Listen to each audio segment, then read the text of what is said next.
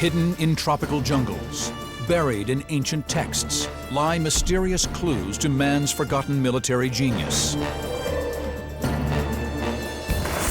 Is it possible that ancient man discovered the basic technologies that led to one of today's ultimate fighting machines, the battle tank, hundreds, even thousands of years ago?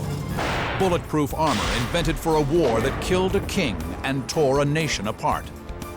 5-ton armored beasts crushing armies with fear and devastating firepower. Armor-plated shock troops to smash through enemy ranks. And strange, forgotten weapons that, like the tank, shattered the balance of power on the battlefield and repulsed whatever the enemy threw at them.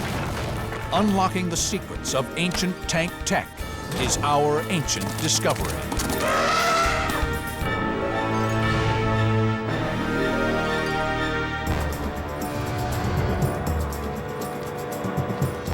The tank is built for aggression, mobility, and defense. A potent front-line weapon in conventional battle, it is considered a modern invention. Yet evidence recovered from the ancient world suggests that man has always strived to create weapons with the tank's basic attributes. Well, the tank was invented in the 20th century. The ideas behind the tank, mobility, protection, and firepower, go back to the beginnings of organized warfare. In India, in the 17th century, a weapons system combining firepower with mobility created havoc on the battlefield.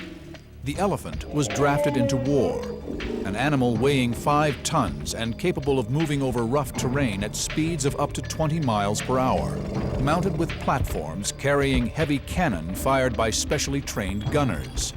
The ancients understood what a tank was long before they had the ability to make anything that we would recognize as a tank. Today, tanks combine extraordinary mobility with heavy firepower, 125mm guns mounted in rotating turrets. But is it possible that the ancients used the same principles and technologies on the lost battlefields of history? Throughout history, we get lots of stories about elephants and their use.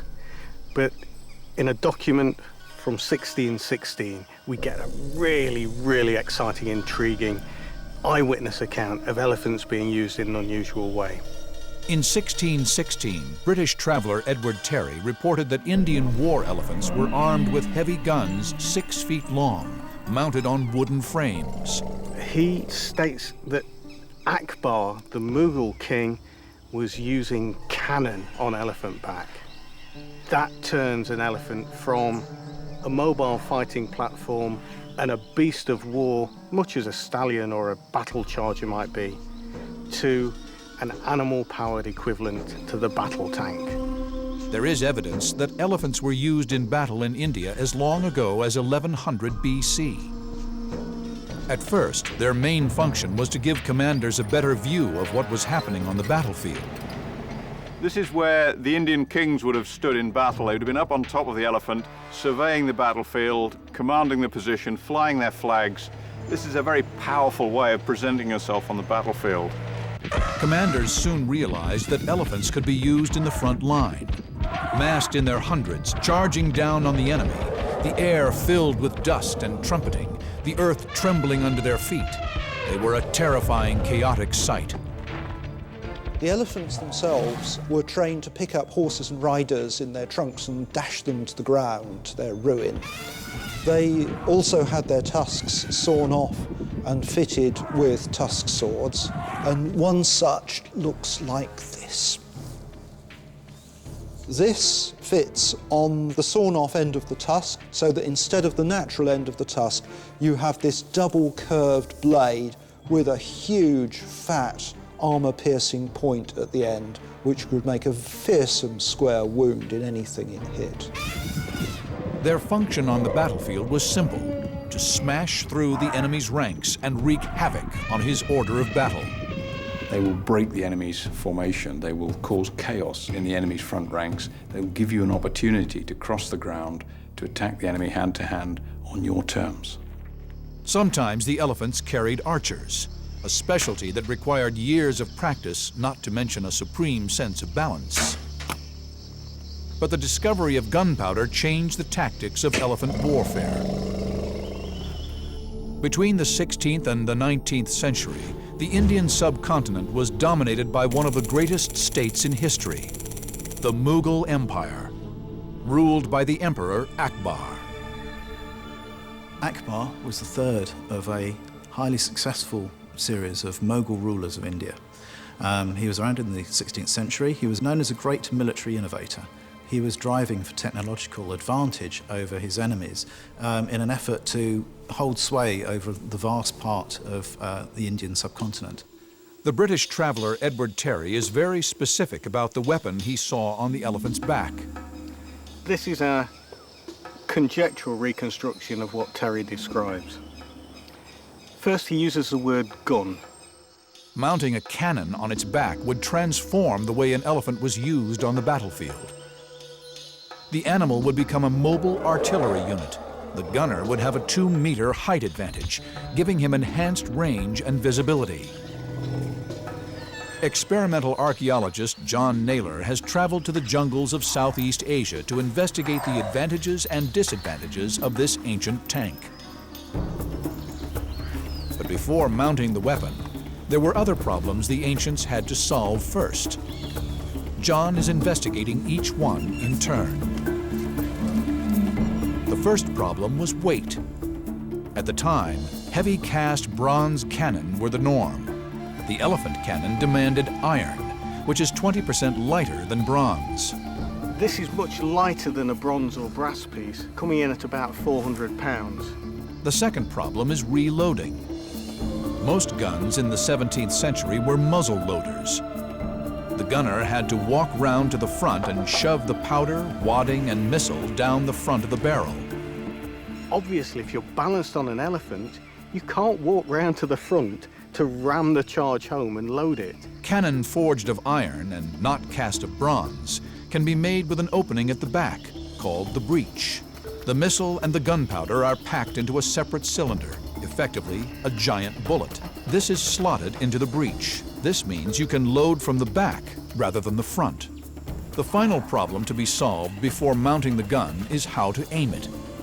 Elephants cannot turn on a dime. To be effective, the gunner would have to aim the gun without changing the direction of the elephant, exactly like the turret on a modern tank.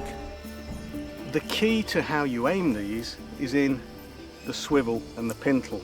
Just by having it being able to turn left to right, to pan, and to tilt on this point of balance means you've got lots of flexibility in aiming. But to investigate how to aim the elephant cannon in practice, John must mount up. From his position as ancient elephant gunner, John now appreciates the tactical advantage of this ancient tank. The first thing that's amazing about this is the field of view. I can see for hundreds of yards all around. So for a commander, this is excellent as a command point to actually see the whole layout of the battlefield.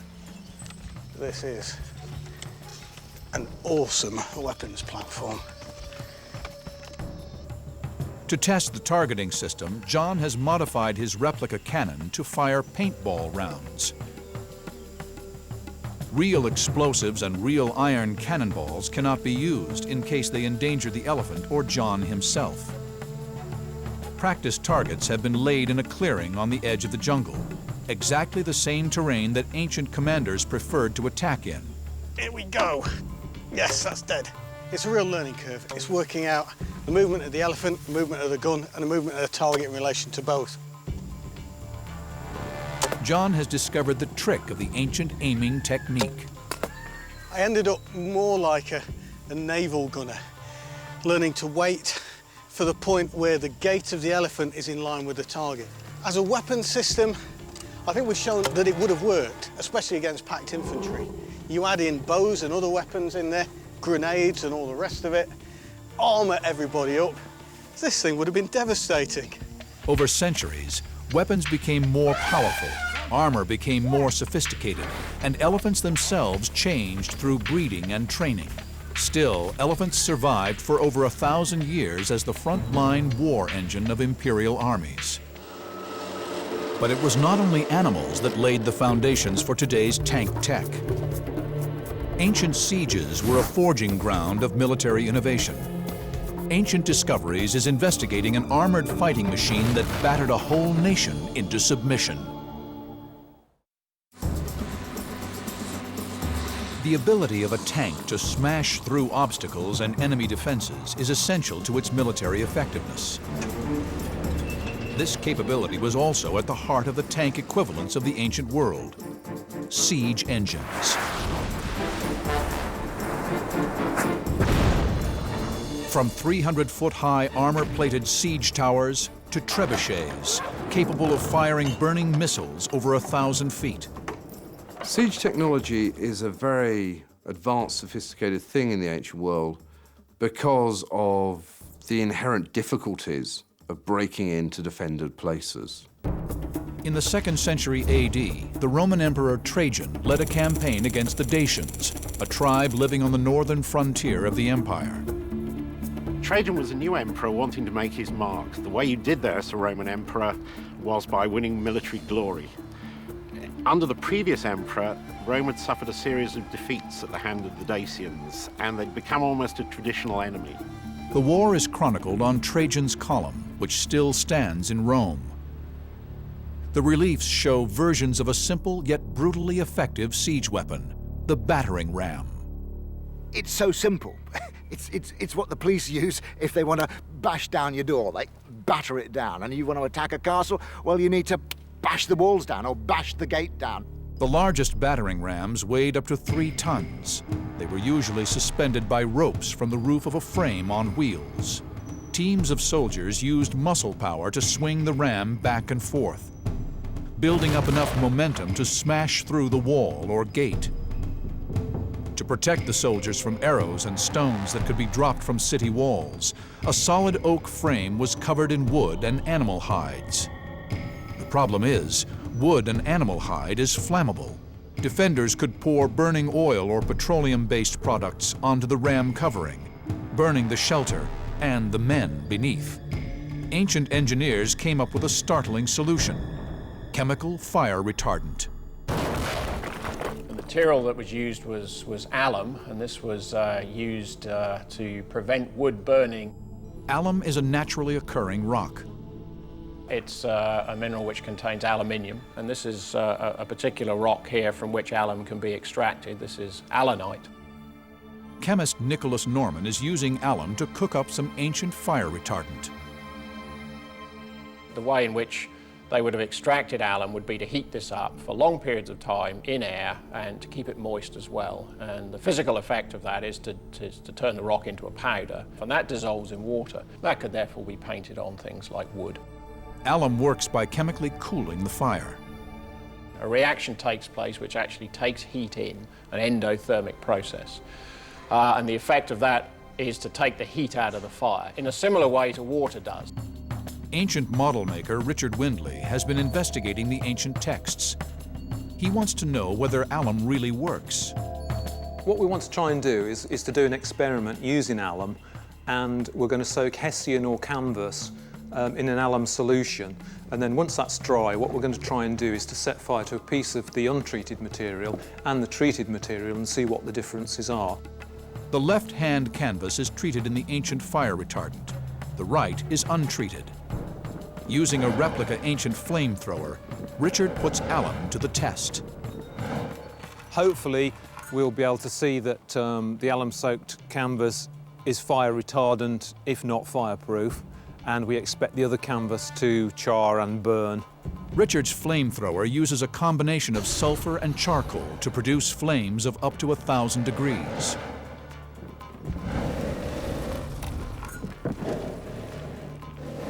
It's just starting to burn. It's not burning very fiercely, but we are getting a definite burn there. It took about 1 minute 25 seconds to get that burning. It's not burning that brilliantly even now, but it's definitely been damaged.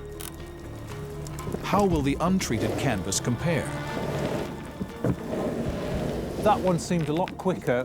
We got that one burning in about 27 seconds, and it's actually burning away, so it's fairly evident that this is the actual natural canvas. Ancient fireproofing using alum works better than anyone expected. It's several minutes now since we applied the flame to the second piece of canvas, and as we can see, it's actually burning away now, and it looks as though it'll keep on burning until it's pretty much gone now. Whereas the first piece, which is the alum-treated one, it's almost extinguished completely. There's almost no further sort of degradation or burning has taken place since we removed the flame. So all in all, this is relatively an impressive demonstration of what was capable using this alum treatment. The superiority of Roman siege engineering produced victory upon victory. Within 4 years, Trajan destroyed a nation. He exterminated the Dacians and repopulated the empty country with Roman settlers and pensioned soldiers. The land became known as Rome-ania, and the nation is still called Romania today. From the Roman siege to the modern battlefield, all military engineers face the challenge of combining firepower, protection, and mobility. Ancient Discoveries is investigating the battle tank of the medieval world, an unstoppable steel-plated war machine that smashed through enemy lines. What sets the tank apart from other war machines operating today is its combination of protection and mobility. The medieval equivalent was the knight. This is a trained killer encased in armor, and he is a medieval tank and riding through the front lines of a battle line. The plate armor of the medieval knight is often thought of as bulky and cumbersome. There is a myth that knights were winched onto horses and lots of people were needed to assist them to their steed. Yet new discoveries are revealing that the armor of the medieval knight was much more advanced. A knight's training manual written in the 14th century offers intriguing evidence that the fully armored knight was actually a highly mobile and agile assault weapon. The text is believed to have been written by an adventurous French knight named Boucicaut. He tells us that as part of their rigorous training, knights in full armor practiced leaping onto the backs of their horses, climbing walls, and even performing backflips. When you put a suit of armour on, it can be quite restrictive for the first time.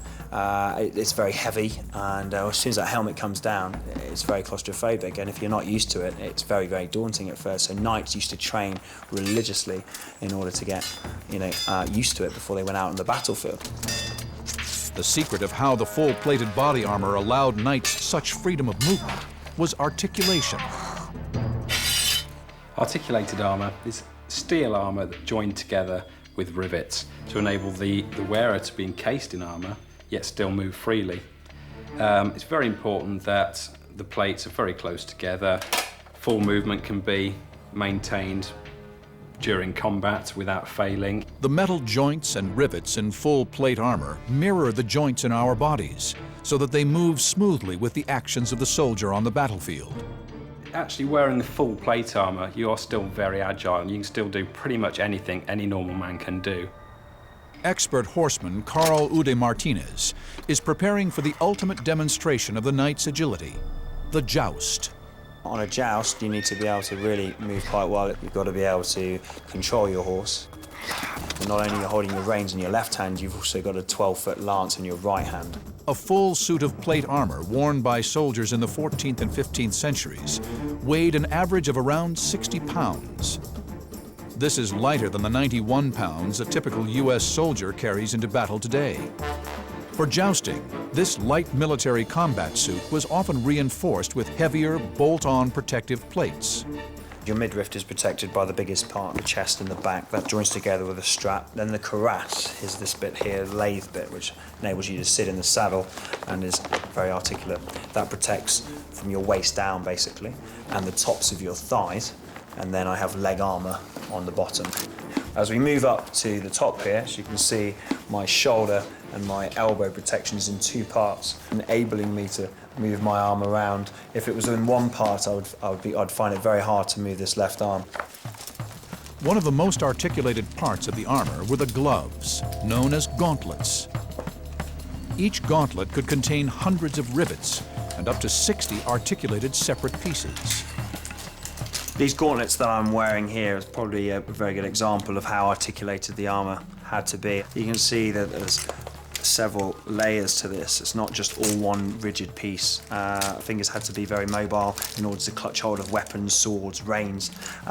You can see there's about 10 lathes there, and you can see I can move these very, very easily.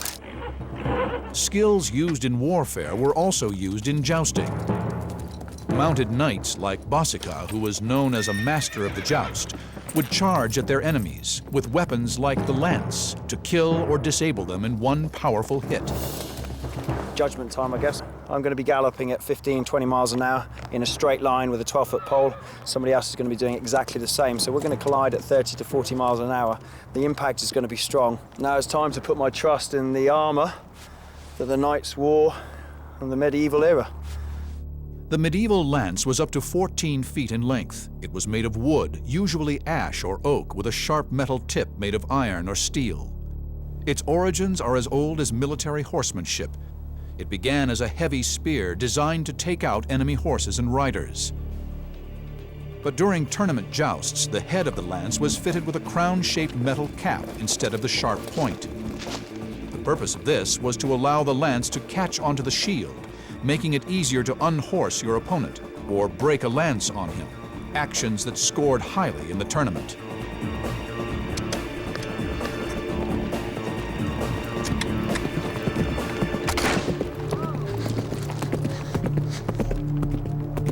I can move at quite fast speeds in this armour. You know, you really forget about it, and your main focus is on the target coming towards you.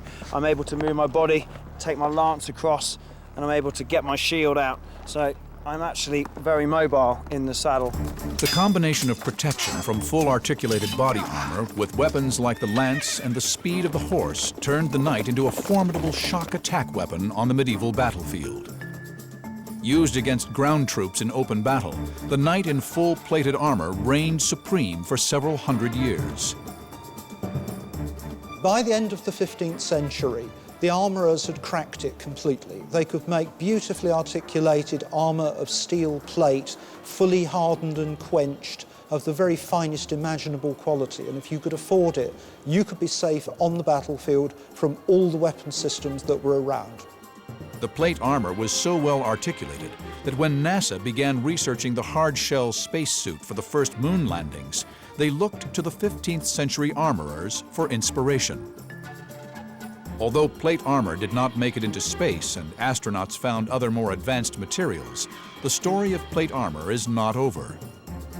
Within the last few years, patents have been filed in the United States, and the Department of Defense is once again investigating articulated Kevlar armor, though their results are still top secret.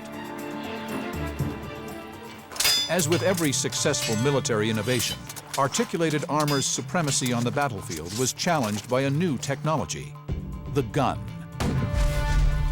But as we will see, the armorer's response was ingenious. The medieval world's answer to the gun? Bulletproof armor. Stunning new X-rays will reveal the mystery of how ancient engineers created this life-saving military gear. Amazingly, they reveal that the technique is identical to that used on a modern tank. Today's armored fighting vehicles are protected by duplex armor. 2 layers of metal combine to absorb or fragment the impact of the projectile. In front of me, I have 2 slabs of armour, which improve the ballistic protection from incoming projectiles. As time moved on, we discovered using heavier and heavier slabs of armour would just take away the effectiveness of the vehicle itself, making it slower, harder to handle, less effective generally. So we started to use composite armours made up of several different layers of different materials, air gaps, or materials such as glass or ceramics, because essentially they're lighter. But duplex armor is a much older concept, one that in fact dates back over 300 years. In 17th century England, an arms race was deciding the fate of the monarchy. A civil war was being fought between the royalists, who supported the king, and the parliamentarians, who supported a republic, or commonwealth. The English Civil War left 850,000 dead on the battlefield. This death toll was due mainly to 2 deadly weapons, the crossbow and the gun. The standard issue gun from the 15th to the 19th century was the musket. It could be used against both infantry and cavalry. Guns have been around on the battlefield since the middle of the 14th century. Simple smoothbore muzzle-loading matchlock guns which could nonetheless blow a lead bullet through the middle of any armour that any armourer could make. But towards the end of the Civil War, the armorers came up with a technology that reduced the effectiveness of both gun and crossbow: bulletproof armor. The armourer's art has evolved over hundreds of years, and every time a weapon is developed to penetrate armour, it's the armourer's job to defeat that and create something that will stop penetration. Earlier attempts at bulletproof armor struggled to get the balance right between protection and mobility. Armourers could make bulletproof armour, but nobody wanted to wear it.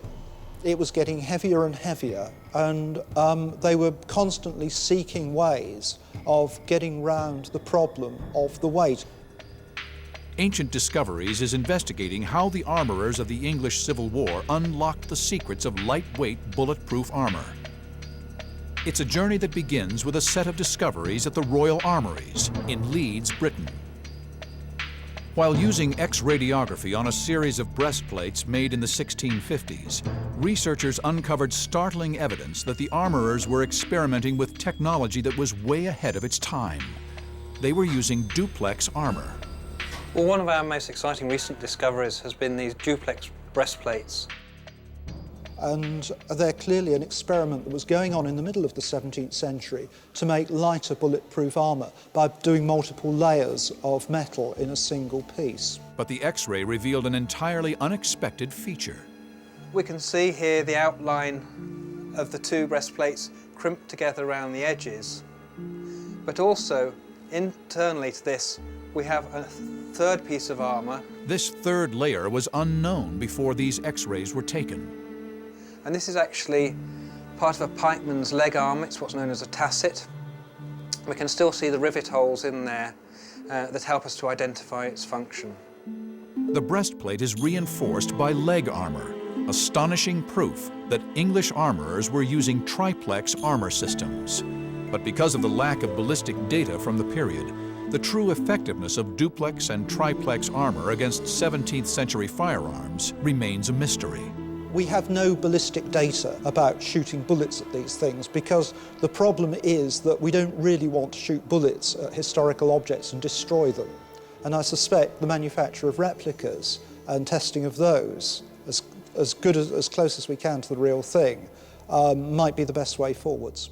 Martin Bavin, a leading medieval armorer, is doing exactly that. Using the same tools and materials that were available to English Civil War armorers, he is recreating the tank-like armor system. The armour that we're recreating, I would say, bears a lot of resemblance to the modern armour used on tanks today. It's obviously evolved a long way and they're using much finer materials, but in principle, the techniques and the idea is the same. To counter the increasing power of firearms, armorers looked for ways of making their metals stronger. The repeated heating, banging, and cooling of ferrous metals like iron changes the crystalline chemical structure into a much smoother one. This renders the metal harder, tougher, and more flexible. This is known as tempering. We've got here the inner layer, the central layer, replicating the pikeman's tasset that we can see on the X-ray, and then finally the outer layer. The final piece weighs 10 pounds. It is 17 inches high and 13 inches wide, very similar to the Leeds breastplate. We've built this armour as closely as we can to the original from the illustrations and the X-rays. Weight-wise, I think we've got it around the same kind of weight, so hopefully the metal is thick enough. The armour has been brought to a ballistic testing facility operated by Cranfield University in the UK, where it will be tested against the firepower of a musket and a crossbow. This crossbow is actually a goat's foot lever crossbow. To load the crossbow, you need to put the goat's foot lever on the top.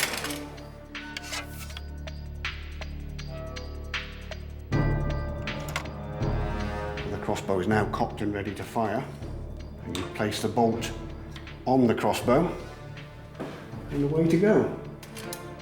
The goat's foot device uses a lever, which enables the warrior to draw a more powerful bow, double the power of many ordinary bows, up to 350 pounds of draw strength. But even this enhanced super crossbow cannot penetrate the armor.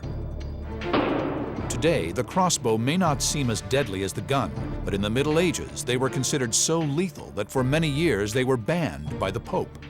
Well, the armour seems to have performed quite well here. The crossbow has dented the armour, but the dents are not very deep and really unlikely to have done anything more than give the wearer a fright.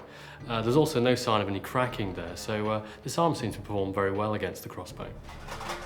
But how will the armour stand up to the gun?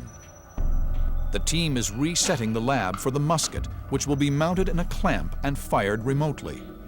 We've got in front of us here today a matchlock musket from the first quarter of the 17th century, still in use up until roughly the 1640s, 1650s. It's called a matchlock because it's ignited by a piece of glowing match cord in the serpent here, touching loose powder in the pan, causing a chemical reaction in the barrel, and then we get the projectile coming out of the end. The team will fire a 20-bore iron musket ball out of the 42-inch barrel using 2 grams of gunpowder, the same measure of gunpowder used by musketeers in the English Civil War. With this amount of gunpowder, the musket has less kick than a modern gun. It could be fired from the shoulder. Nevertheless, the muzzle velocity, in other words, the speed of the musket ball when leaving the gun, was 1,400 feet per second. Although deadly if you were hit, the musket was not accurate, and its effective range was little more than 100 feet. So the tactic was for ranks of musketeers to fire volleys all at once to create a wall of projectiles flying towards the enemy, rather than individual soldiers singling out specific targets. This meant that whether or not an individual musket was accurate, it did not matter, as hundreds of balls would have sprayed into the oncoming forces with the same effect as a machine gun.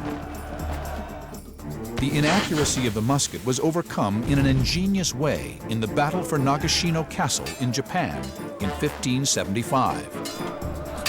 The musketeers were vastly outnumbered by a superior force of heavy infantry and cavalry.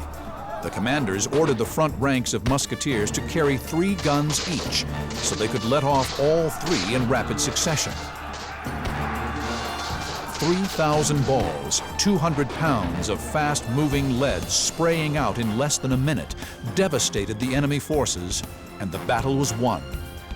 However, the warriors at Nagashino Castle did not have triplex armor. If they had... The ball hit the target, and it took away 1 layer of the metal and pushed the other 2 layers into the body. Now that gave us quite a big bash, quite a hole, but it didn't penetrate. We've still got 2 layers of steel that have withstood the charge. The massacre at Nagashino would have been prevented had they had English Civil War triplex armor. Well, this is very similar to the way a modern armour would work, particularly a ceramic-faced composite armour, where it would use a ceramic layer on the front to spread the bullet out and disrupt it, and then a composite layer on the back to absorb the energy of the projectile, so stopping full penetration occurring. Our experiment has revealed that the use of multiple layers of metal armor is capable of resisting projectiles. The breastplate was an innovative lightweight alternative to thicker and heavier single-layer armor. One thing that triplex armour does prove is that armourers were constantly striving to upgrade their product to make the wearer a lot safer. And this actually shows that by using 3 layers of steel, it is possible to slow down or even in some cases stop musket balls or pistol balls. Over 350 years later, the same principle underlies the latest developments in tank armor. Weapons on impact will penetrate the initial layer, but then they'll explode into the air gap, rather than penetrating through the internal armour and killing the occupants. However, advances in armor could not counter the threat of every type of missile. Ancient Discoveries is investigating a rocket-based weapons system that would not look out of place on today's battlefield. The ancient world's answer to the modern anti-tank missile. In the 3rd century BC, Alexander the Great had conquered almost all of the known world. Turkey, Syria, Judea, Egypt, and Mesopotamia had all fallen to the most celebrated commander of the ancient world. But in 326 BC, he came face to face with a new threat, the ancient tank. When Alexander's conquest runs across into India, he comes across the kingdom of Porus, and he meets elephants in battle for the first time. The Hydaspes River in the present-day Punjab region of India was the battleground. On one side, 45,000 battle-hardened troops led by Alexander. On the other, King Porus and 50,000 Indian infantry, supported by 200 war elephants. Even the best soldiers will be spooked by something as novel, as bizarre, and as awe-inspiring as the first tanks or war elephants. So how do you defeat the ancient tank? A manuscript written in the 11th century by the Persian poet Ferdowsi the Shahnameh suggests that Alexander used an extraordinary weapon system. There's a wonderful Farsi poem which says that Alexander the Great defeated Porus's war elephants by building large numbers of iron horses, which he filled with naphtha and then set on fire. However, other ancient sources report that it was Alexander's tactical brilliance and heroic soldiers that won the battle, not burning iron statues. He wins the battle, and the elephants then come back into post-Alexander Hellenistic warfare. Alexander had achieved what all commanders demand of their anti-tank weapons: to disable the weaponry, pierce the armor, or bring the whole thing to a stop. The ability to take out the enemy's main firepower has always been paramount to winning the battle. If the enemy doesn't have his mobile firepower in his tanks or his elephants, he hasn't got the backup for his infantry on the ground. Therefore, you have a higher chance of winning the battle. But Alexander's victory came at a cost. The 12,000 casualties he incurred from Porus's war elephants left his army unable or unwilling to fight on in their invasion of India. But the precedent had been set. War elephants could be defeated. Elephants are unusual creatures, really, to use in battle. They don't like the atmosphere of the battlefield. They don't like the screams. They don't like the smell and the sound of death. And quite often these creatures would turn tail and, of course, actually storm straight through their own ranks rather than the enemy ranks, causing absolute chaos. Military commanders soon began to deploy many kinds of anti-elephant devices that targeted the elephant's weaknesses on the battlefield. One particularly ingenious way the ancients came up with of panicking elephants was to coat pigs in tar and set fire to them. Elephants, unsurprisingly, get very frightened by self-barbecuing pigs heading their way. These poor, kind of flaming porcine creatures would charge towards the elephants and send them off in a crazy stampede. But 1,000 years after Alexander's surge into the Punjab region, India was still the ancient tank battleground. The Mughal Emperor Akbar, in his campaign to expand into Gujarat in northern India, was faced with the same problem as Alexander. But now the world had gunpowder. There's a battle between the Mughals and the army of Gujarat. The Mughals have quite a small army, and they're using a lot of missile weapons, artillery and rockets. And the Gujaratis are relying more on older technologies, the elephant in particular. During Akbar's campaigns, countless rockets were launched by hand or mounted in wooden frames. The weapons system was even said to be optimized to target elephants by skimming the rockets along the ground. In this battle, a rocket hits one of the elephants, and the inevitable happens. He stampedes, the other elephants stampede. A very large Gujarati army is defeated by a much smaller Mughal army using firepower and knocking out their primary weapon system. And this is the battle where the elephant really ends his reign on the battlefield. The weapon that ended 2,000 years of the elephant's domination of the battlefield was not much bigger than a large mouse. Leading rocket experts Ben Jarvis and Paul Birch are investigating how such a weapons system would have been deployed by Akbar's rocket artillery units. From as early as the 13th century, rockets were being used by the military. It wasn't until the sort of 17th or 18th century that they had much more of a defined use. Rockets were generally used on the battlefield mainly as a psychological weapon, and were used for sort of scaring horses, camels and elephants. The text describes the rockets as being 8 inches long and 1.5 to 3 inches in diameter, The canister of propellant was sealed at one end and strapped to a shaft of bamboo about 4 feet long. This is basically a replica that we've built of one of the 17th century rockets. The casing here would have been made of iron, and it's bound onto a bamboo cane with this leather thong. The Indians were using iron-cased rockets probably before pretty much anyone else was. It has a lot of advantages over bamboo cases, for example, which the Chinese use, in that it's able to contain the explosive power of the gunpowder much, much better. So they could have packed more in and got higher pressure and therefore higher performance out of the rocket. Ben and Paul have recreated a multiple rocket launch system. We've basically got a rack of 8 replica Indian artillery rockets here, using gunpowder engines, same as the Indians would have done up until the 18th, 19th centuries. Straw bales equal to the width and depth of 2 war elephants have been set up 120 yards away.